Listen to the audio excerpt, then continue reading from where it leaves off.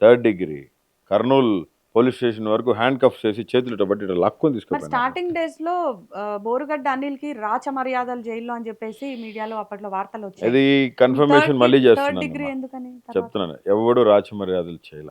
ఉమ్, police station నుంచి కోర్టుకు తీసుకెళ్ళినప్పుడు కోర్టులో జడ్జి గారిని 5th MM కోర్టులో జడ్జి గారిని నేను అడగటం జరిగింది. నాకు బ్యాక్ పెయిన్ ఉందమ్మా, నాకు పడుకోలేని కింద, నాకు ఏదైనా వెసులుబాటు కల్పించమని నేను మిమ్మల్ని రిక్వెస్ట్ చేస్తా ఉన్నాను.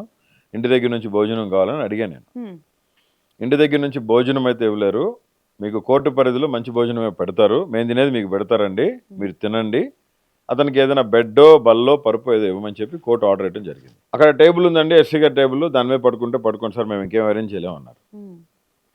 కోర్టు పరిధి దాటి హింస పెట్టారు మమ్మల్ని ప్రభుత్వం.